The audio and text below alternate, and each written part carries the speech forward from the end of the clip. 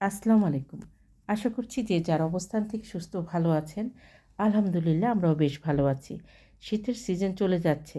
আমি বাসায় একটা পিঠাও বানাইনি। হয়তো অনেকে বিশ্বাস করবেন না, কিন্তু এটাই সত্যি। আমি কিন্তু কোনো পিঠার রেসিপি শেয়ার করিনি। আমরা পিঠা খেতে খুব একটা পছন্দ করি না। ঝাল, ঝাল পিঠা কিছুটা খেয়ে থাকি। তো পিঠা তৈরি করার আগে চাল এবং চালের গুঁড়াটা প্রসেস করতে হবে, সেটাই আমি আপনাদের সঙ্গে দেখিয়ে দিচ্ছি। ৫ কেজি চাল এনে ২ পট ২ পট করে বেছে খুব পরিষ্কার করে ধুয়ে আমি চাল ডুববে সেরকম পানি দিয়ে ঘন্টা দেড়েকের মতো ভিজিয়ে রেখেছিলাম। এই চালে কিন্তু খুব ধান থাকে, সেটা বেছে নিতে হবে।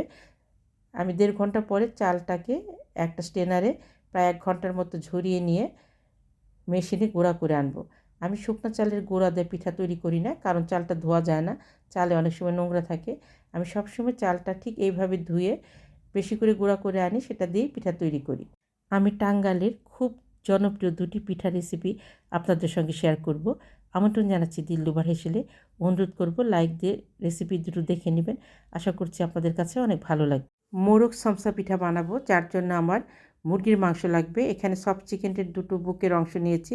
সেই সাথে লবং, ব্ল্যাক পেপার, এলাচি এবং হাফ চা চামচের উপরে আদা রসুনের পেস্ট দিয়ে মাংসটাকে একদম সেদ্ধ করে নেব। একটু তেল দিয়েছিলাম, তারপর হাত দিয়ে মাংসটাকে ঠিক এরকম ঝুরাঝুরা করে নিয়েছি। ইচ্ছে করলে পাটায় ছেঁচেও নেওয়া যাবে, ব্লেন্ডারও করে নেওয়া যাবে। বেশ কিছু পেঁয়াজ লাগবে। গ্যাসে একটা ফ্রাই প্যান বসিয়ে পরিমাণের থেকেও কম তেল দিব এবং বড় সাইজের 2টো দারুচিনি দিয়ে পেঁয়াজগুলো দিয়ে দিব। আমি যে পুরটা তৈরি করব, এই পুরটাতে তেলের পরিমাণ কম ব্যবহার করতে হবে।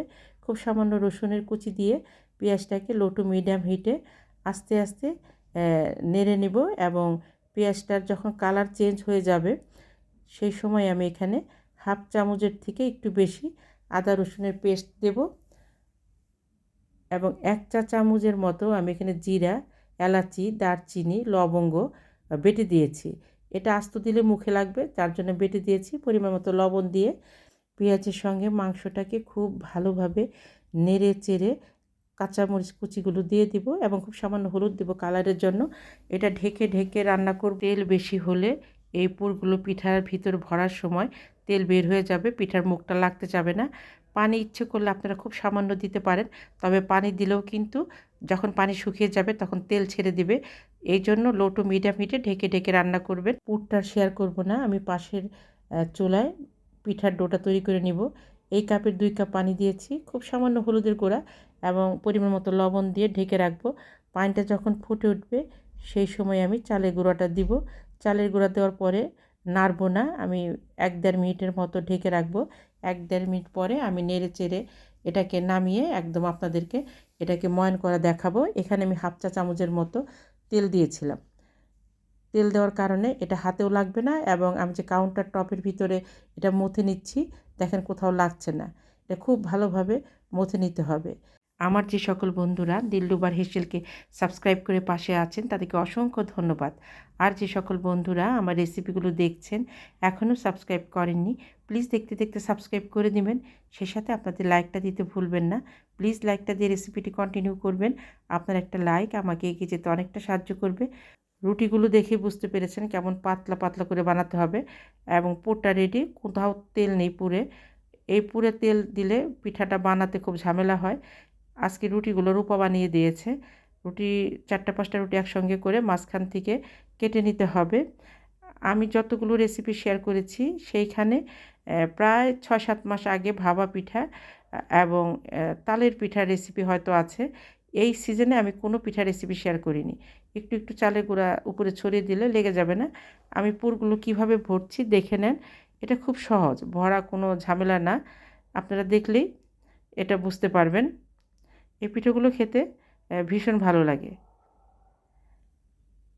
দেশ দেশের বাইরে দূর দূরান্ত থেকে যে সকল দাদা দিদি ভাই বোন বন্ধু, সেই সাথে আমার সাধারণ দর্শক বন্ধু যারা আছেন আমার রেসিপিগুলো দেখে অনেক সুন্দর সুন্দর কমেন্ট করছেন, আমি তাদের প্রতি ভীষণভাবে কৃতজ্ঞ। প্লিজ এভাবে পাশে থাকবেন। 2টো পিঠার পুর ভরা আমি দেখিয়ে দিলাম। খুব সহজ। নিচের দিকটা খুব ভালোভাবে চেপে চেপে লাগিয়ে দিবেন এবং উপরের যে একটু ফাঁকা অংশ থাকে সেটাও মেরে দিবেন, তা না হলে ভাজার সময় ভিতর দিয়ে তেল ঢুকে যাবে। যে কড়াইতে আমি পিঠাগুলো ভেজে নিচ্ছি, এই কড়াইটা অনেক পুরানো। প্লিজ কড়াইটা নিয়ে কেউ বাজে কমেন্ট করবেন না, কড়াইটা কিন্তু নোংরা না। আমরা ভাজা পোড়া সাধারণত এই কড়াইতে করে থাকি। আমার বেশ অনেক নতুন নতুন কড়াই আছে, সেটাতে লেগে যায়। আমি ভাজাটা শেয়ার করব না। এইভাবে লো টু মিডিয়াম হিটে উল্টিয়ে পাল্টিয়ে আমি সবগুলো পিঠাই ভেজে নিয়েছি। মোরগ সমোসা পিঠাকে আমরা পিঠার রাজা বলি, এটা খেতে খুব পছন্দ করি। যারা খাননি একবার অবশ্যই ট্রাই করবেন। এখন যে পিঠাটা আমি শেয়ার করব তার জন্য আমার নারকেল লাগবে। আমি একদম ফ্রেশ নারকেল নিয়ে কুড়িয়ে নিয়েছি। নারকেলটা কুড়ানোর পরে এখানে আমি গুড়, নারকেল এবং বেশ কিছুটা গুঁড়া দুধ দিব। আপনারা দেখে বুঝে নেন, 4-5 চা চামচের মতো আমি এখানে গুঁড়া দুধ দিয়েছি। তারপর খুব ভালোভাবে মেখে নেব। যখন এইভাবে তেল ছেড়ে দিবে তখন গ্যাসের ফ্লেমটা অন করে আমি এটাকে লো টু মিডিয়াম হিটে নেড়ে চেড়ে নেব। গুড়টা খুব আস্তে আস্তে গলে যাবে। আমি এখানে 2 চা চামচের মতো ঘি দিব। ঘি দিয়ে খুব ভালোভাবে এটাকে নাড়ব। 2টো এলাচও দিয়েছি। আমি এখন মুগশোলা পিঠা বানাবো। এই পিঠার জন্য চালের গুঁড়াটাকে খুব ভালোভাবে ভেজে নিতে হবে। ভাজার পরে ঠান্ডা করে চালের গুঁড়াটাকে আবার চেলে নিতে হবে। এই পিঠার ডোর জন্য আমি 1 লিটার দুধ জ্বালিয়ে প্রায় 1.5 পোয়ার মতো করে নেব।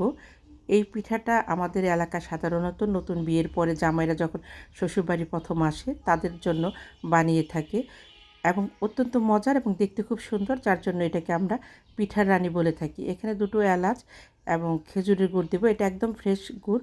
গুড়ের পরিমাণটা দেখে শুনে দিবেন, কিন্তু যদি কম হয় খেতে ভালো লাগবে না।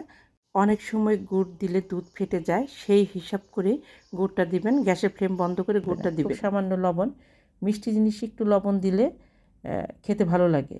এখানেও আমি ঘি দিব।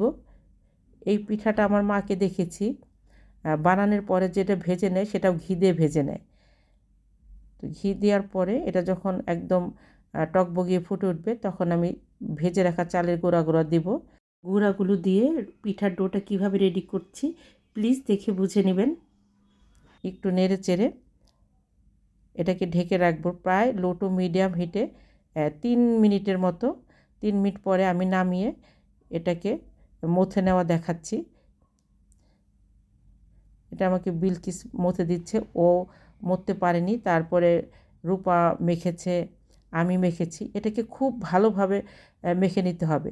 এটা যদি ভালোভাবে ময়ান না করে নেওয়া হয় তখন কিন্তু পিঠাগুলো ভালো হয় না, ফেটে যায়। আমার কিন্তু খুব একটা পিঠাগুলো যে সুন্দর হয়েছে তা না, আমার মা খুব ভালো বানাতে পারেন। আপনারা দেখে বুঝে নেন এই পিঠাটা আমি কীভাবে বানাচ্ছি।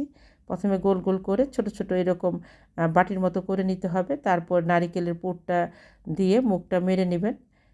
মুখটা মেরে নেওয়ার পরে যাতে বের হয়ে না যায় মুখটাকে ডাবল মানে ভাবে মুখটাকে লক করে দিবেন।